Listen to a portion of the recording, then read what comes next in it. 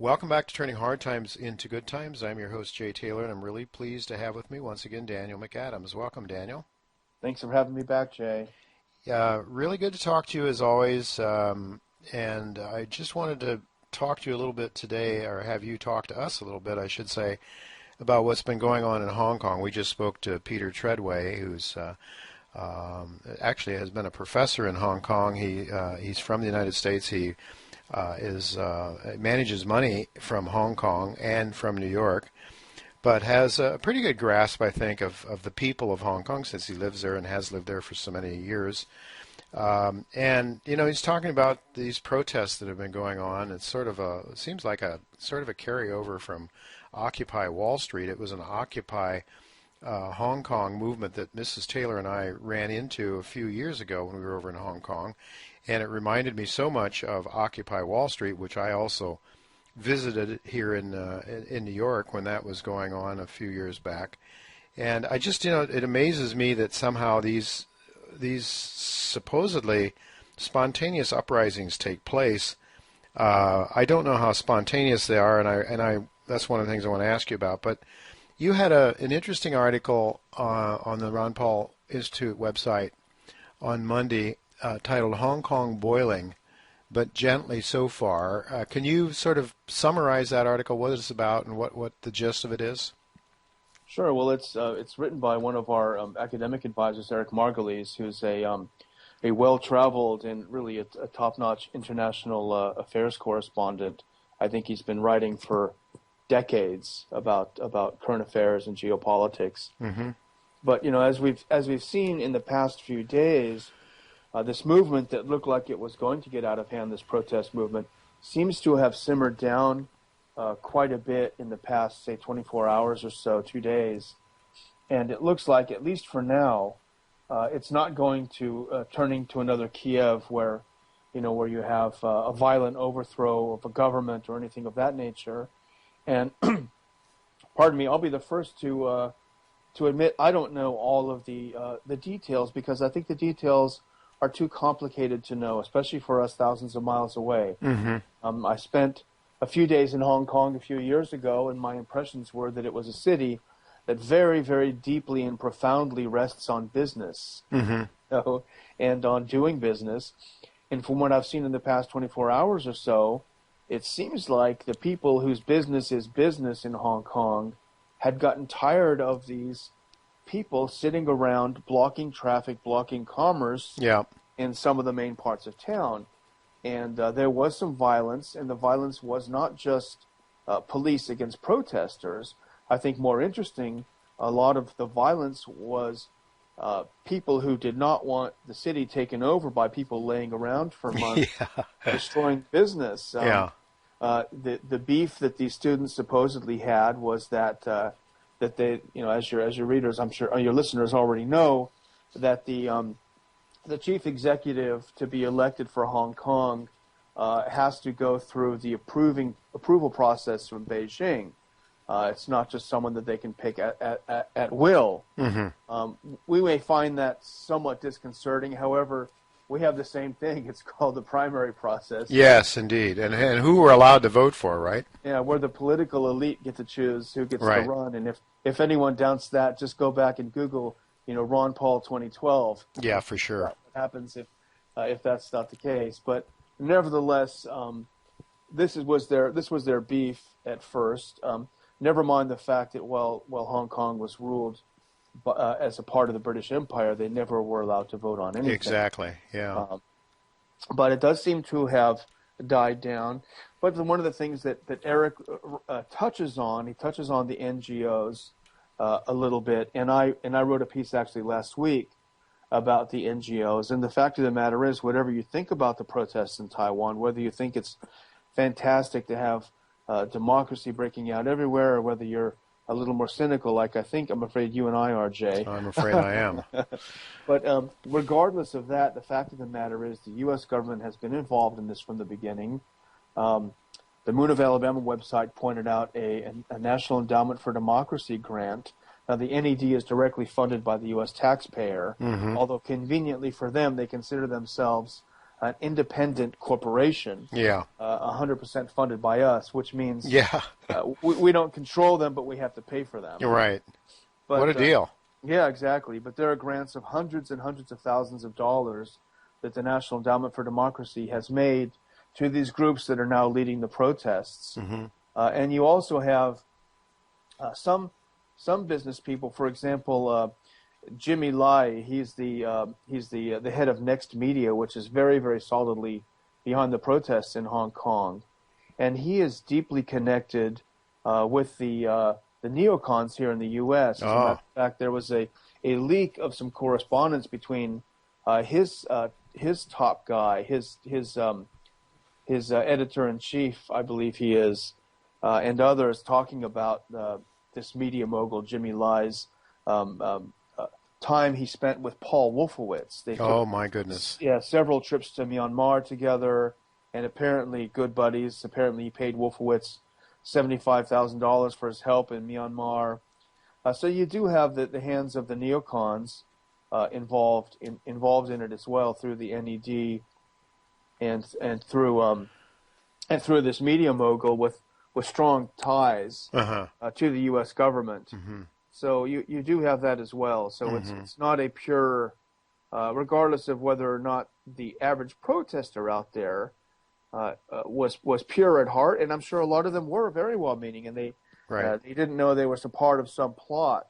Right. I think we may have talked about it a little bit last time, Jay. I think the U.S. is very concerned that its sanctions against Russia are backfiring, and rather than bringing Russia to its knees, although they are hurting the economy, anytime you mess with trade, you hurt an economy, but they're not bringing Russia to its knees. Rather, they are sending Russia into the arms of China. Absolutely. I couldn't agree with you more on that. Exactly, and I think that might be why you see some of this unrest, and maybe the pullback now is just to serve as a warning that, hey, we can turn this on and off anytime we want, so be careful. Yeah, Daniel, it seems to me from a bigger geopolitical perspective, this makes a certain amount of sense. The Trans-Pacific Partnership, which is what Obama's pushing, and I'm not really sure where that stands right now. I don't know if you have any comment on that, but that was meant to sort of seal off China from the rest of the Asian nations as much as possible. And then we've had Stephen Harner on this show. Stephen has been an academic. Actually, he actually worked for the State Department in the past. He now manages money out of Tokyo, and he's incensed by the fact that the U.S. doesn't want the Chinese Navy to have to protect its own sea lanes, and the U.S. wants to do it for China. So it seems to me all this, and the neocons, now you bring them into the picture, it certainly makes a certain amount of sense. You foment problems and dissidents among the students who don't really have to, as Peter Treadway was saying a few minutes ago, don't really have to worry about earning a living. Most of these kids, he says, most of these, if not all of these kids, are living off their parents. And he noted that it was the merchants that were really upset. Their businesses were being disrupted by these kids that were parking themselves in the streets and basically not allowing. So it was really the sort of middle class, the people that are really hardworking, wanting to continue to get on with their lives, that were upset about this Occupy movement. And but it's interesting how it sort of, I mean, you talk all the time about how we are involved with the NGOs and the CIA and so forth. John Perkins has been on this show talking about how the sort of modus operandi seems to be almost everywhere where we go. The U.S. goes into different countries and foments problems, gets unrest, and then starts the ball rolling. And it seems to me, Daniel, wherever we go, we create chaos. And then what is the idea? That somehow we gain control because everything is just mucked up? Yeah, I know. I mean, I'm glad you mentioned the CIA, because another interesting point about Hong Kong is that the right-hand man of Jimmy Lai, this is the media mogul, his name is Mark Simon, and he has a long history with the CIA and naval intelligence. So there's an interesting article in the South China Morning Post. It says, "I'm not a spy," said Jimmy Lai's right-hand man. It says, "My dad was CIA for 35 years. My internship with CIA, 4 years of naval intelligence." So here's a guy who's definitely at least steeped in the spooky stuff. So that goes back to John Perkins. a lot of Americans will go over and get jobs in places like this, and they basically will have two masters that they report to. Yeah. Well, So, it's sort of things have thankfully have calmed down there for now, and let's hope that that continues to be the case. But you never know. I mean, if where there's a will, there's a way on the part of the neocons to stir things up. It seems, and they have endless amounts of money up until now, at least to spend. And as you say, these NGOs many times get the taxpayers to pay for it, but we have no control over it. So what else is new when it comes to government activities? Another article that appeared on the Ron Paul Institute that I thought was really interesting, and I'd like if you can walk us through this, David Stockman's article, The Siege of Kobani, Obama's Syrian Fiasco in Motion. Could you perhaps give our listeners a sense of what that story is all about? well, this is, I think, a really fascinating story, and it's going on right now, really, as we speak. It's certainly from the beginning of the week. It's been ongoing, and this is a village on the border between Syria and Turkey, and essentially it's a Kurdish village, and the Kurds in the region have had sort of a tacit agreement with the Assad government that we are not going to stir up trouble here for you, and in exchange you won't bomb us, and it's worked fairly well so far. But now in comes ISIS, that the U.S. is supposed to be fighting. That's what they told us, at least. Yeah, even though we helped build them up to start with. With our allies. But so now this village, Kobani, is surrounded by ISIS fighters. The U.S. is in the vicinity. The Turkish army is in the vicinity, and neither of them are lifting a finger. And not that I encourage the bombing of ISIS, but if you take at face value what they've said that the U.S. intervention is about, if you take that at face value and you look at what's happening in this village, you'll see that they're lying to us. It has very little to do with ISIS. And actually, Erdogan, the president of Turkey, has told the leaders of this Turkish militia in Kobani that the only way you're going to get our help is if you join the Free Syrian Army and dedicate yourselves to overthrowing Assad. So to our wonderful ally Turkey, the overthrow of Assad is much more important than taking out this ISIS threat that we're told is the most terrifying thing in history, and that they're all coming to kill us. Yeah, they're chopping off heads. And this is a great quote from Stockman, and I love reading David Stockman's work. But this is, if I can just bear with me. He says, "Never in recorded history has a fading imperial power conducted a more feckless, pointless, and strategically irrational war. The U.S. beheadings are surely barbaric, but they pose no threat to the security and safety of the American people that can't be handled by enhanced domestic vigilance and police protection." Right. So that's it. It's the whole thing was a false pretext, a couple of beheadings, and now that we're in there, it's day by day becoming less and less about ISIS and more about overthrowing the Assad government, which they were prevented from doing last year. Right. Well, of course, there were the neocons that wanted us to get involved in that to start with. Why? So we are finally getting involved with that to overthrow. Well, that's what it's about, and that's why Turkey keeps pleading with the U.S. to establish a no-fly zone in Syria, because they don't want Assad taking advantage of any rollback of ISIS, because that's their real target. So these are our allies. Saudi Arabia, according to, I think we spoke about it last time, this article in the Wall Street Journal, they demanded as a price for signing on to this coalition that the U.S. rededicate itself to overthrowing Assad. So this is just by another means what they had intended to do last year. Yeah. And the other thing, sorry to interrupt you, Jay, but the other thing I was just reading today is that now the price tag already for these few bombing missions, I shouldn't say few because there are quite a few, but the price tag is now $1 billion. $1 billion.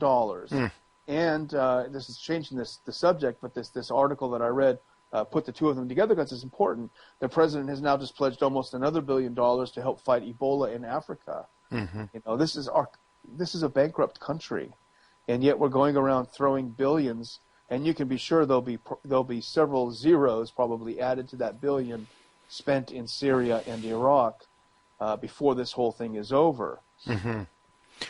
Daniel, let me ask you, if the U.S. gets involved in the overthrow of the Assyrian government, might that not invite more hostility rather than less with Russia? I would think certainly it would. It would involve the departure of the Russian naval base, that is on the Syrian coast. That's for sure. Mm-hmm. Russia has been pretty quiet about this so far, and I think it's because Russia does agree with the idea of taking out Islamic terrorists. They've had to deal with radicalism in their country, so I think they may be sort of making a tactical decision to hope that the U.S. will actually do what it says. I think that's a mistake to trust Washington in this. But if Assad leaves, and I'm not a cheerleader for anyone, but if he leaves, it will be ISIS that takes over. Whether they call themselves FSA, Free Syrian Army, Al-Nusra Front, or whether they call themselves cuddly puppy dogs, in reality it will be radical militant Sunni Islam that will take over yet another country that the U.S. has quote-unquote liberated. And if and already in parts of Iraq that have been liberated by ISIS, which the U.S., as you well know, has helped, they have women-only shopping malls where women have to go and be covered. It looks like something out of Saudi Arabia. So all of the women that are in the White House today talking about liberating women and women's rights in these areas, guess what? Things get much, much worse for women when these people take over. Yeah, it's the opposite effect. Sure, absolutely. It just seems to be everywhere. I mean, all these governments, which once were much more or much more secular, are now becoming radicalized Islamic states. It seems almost everywhere you go, whether it's Egypt or wherever, right? And the Christians are getting the brunt of it, the worst end of it. It seems, of all the groups. It seems that way, but the U.S. has to be careful. As a matter of fact, David Ignatius, who is the resident, I shouldn't say resident, he's one of the team of pro-war neocon, radicals on the Washington Post staff. He wrote a piece last week that said, it's going to look awfully bad if the only people we bomb are Muslim militants. So we need to start taking out some others, and maybe goodness, Christians or others. So we got to be equal. We have to spread the equality when it comes to killing people. Affirmative action and bombing. Affirmative action and killing. Yes, we should kill all kinds of people. It sounds a little bit almost like Hitler. Until we get down to the Aryan race, and then everybody else that's not perfect with blue eyes and blonde hair will have to go. I mean, it really is sick. You're right. It's in some ways almost a reminder of that. Well, but we know, Daniel, if we only would have the Republicans come into power in the Senate and run our government, if we could have a Republican president, a Republican Senate, and a Republican House, then we could really restore order, right? Yeah, you're probably referring to a wonderful interview that we ran with Dr. Paul on the Alan Colmes show, and where it's fun to watch, and it's on our website if anyone wants to see it. Sure. But they both sort of commiserated in a way that Alan Colmes, who tends to be on the left, and he was talking about how horrible the progressives are. They've all lined up behind Obama's war because it's Obama, and then they certainly pointed out how the Republicans have gotten behind it, and their only complaint is that the president's not bombing enough, harder and faster. But he said, interestingly, Dr. Paul said, generally speaking, it doesn't make a whole lot of difference which party controls the Senate, which is absolutely true. The love of the Fed, the love of central planning, the love of war, the love of impoverishing the rest of us who work for a living, that's shared by both parties. No, for sure. That's absolutely right. I mean, we were, I was just talking to someone a little while ago, actually about the whole banking crisis in 2008, 2009. And my argument was if the Democrats were real true Keynesians, they would have sent the money out to, they would instead of giving trillions of dollars to the bankers, they would have given trillions of dollars to in checks to the lower income groups, and then have a bottoms up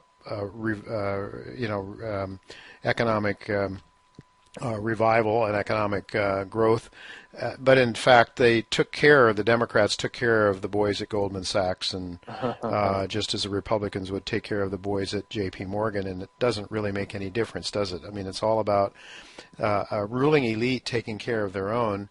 And so is that really why, I mean, where in the United States, where in the world does the United States not have some presence? I don't think there's hardly a country.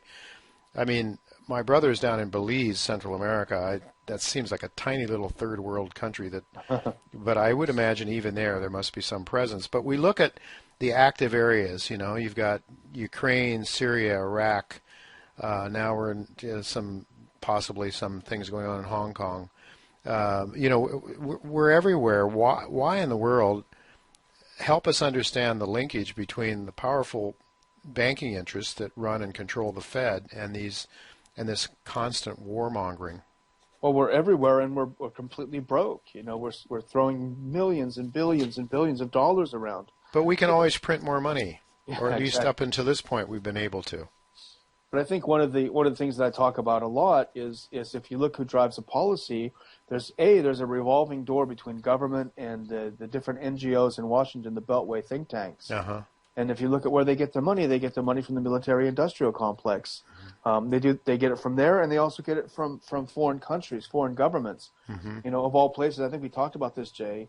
Mm-hmm. The New York Times a few weeks ago ran in a fascinating piece on how the major think tanks, CSIS, Brookings, and the others, they rake in millions and millions of dollars from the government of Qatar, the government of the United Arab Emirates. Right.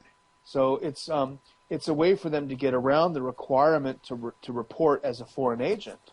They give money to these NGOs to do their bidding, and so that's why you see all of the things that are on the foreign agenda of Saudi Arabia being proposed by Brookings and think tanks like that. It's a huge scandal, but nobody talks about it because there's billions of dollars we're talking about. Yeah. So there's so much money that the media, the military-industrial complex, and all that it's not just guns. It's the banking system, the media system. It's large corporate interests that are tied in with those banking interests, and there's so much money involved. There's so much wealth that the ruling elite enjoys at the expense, sort of parasitically robbing and raping the population, essentially. That they have to lie about it, because if the common folks understood what we're talking about here, Daniel, and this is why it's so difficult for the Ron Paul Institute to get any funding, honestly, is because the big money, and even people who might agree and understand what you're talking about, they're not so sure they want to sacrifice what they might have to sacrifice if they started really getting behind the Ron Paul Institute. That's my theory. I don't know if I'm right. And I would appeal to our listeners out there to contribute a little bit to the Ron Paul Institute for Peace and Prosperity if you understand, or if you agree with me that it's so important for people to understand what's really going on.